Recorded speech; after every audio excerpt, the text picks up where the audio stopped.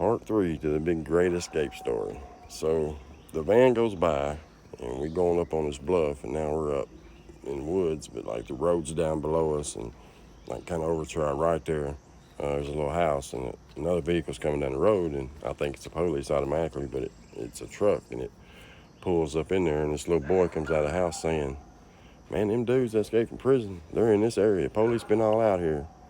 Said, they got some money and some clothes and some food, and one of them dudes in the truck, you could tell, been drinking or something. He said, well, hell, they doing better than we are.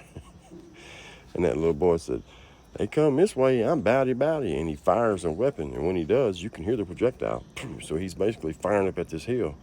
And so we kind of get over on the other side of it, and I'm sitting there thinking in my mind, man, what are we gonna do now? And so we fall asleep right there. And we wake up and it's almost daylight, and so we start walking. Again, we don't really know where we're going. We're just on a wing and a prayer here, headed a certain direction. And we come to where that road meets another road, and there's 2 Tennessee State Troopers sitting there. And I'm thinking, damn, what are we going to do now? So again, we sit here for hours. And I mean, the woods, it's like as thick as you can imagine woods being in Lawrence County, Tennessee. But anyway, as we're sitting there, I'm just kind of sitting there, and I don't know, just thinking or whatever, and I hear a commotion in the woods behind me, and I'm thinking in my mind, SWAT team or whatever, they got us, get ready, you fixing to get tackled in all these briars and stuff. And when I turn my head like that, I see an owl coming down. It's like that far from dude's head. I don't know if the owl thought it was some food, and was going to try to eat it, or what it was, but it was a crazy experience. But anyway, so finally, after all day or something of sitting there, we don't have a watch, we don't know how long, those state troopers leave, and it's just now fixing to start getting dark again.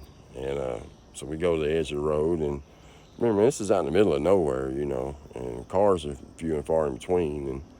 And we crossed the road, and there's a little creek and stuff, and we drank some creek water. We were so thirsty, and thank God there wasn't nothing wrong with it. It was running water, and we just went for it. We was thirsty. But anyway, there's a barn, and we go, and we're in that barn. By this time now, it's right at dusk or whatever. It's starting to get dark, and it starts drizzling rain, and the barn's like in the middle of this field, and there's a little driveway or whatever, and all of a sudden here comes a vehicle coming up in there, and here we go again.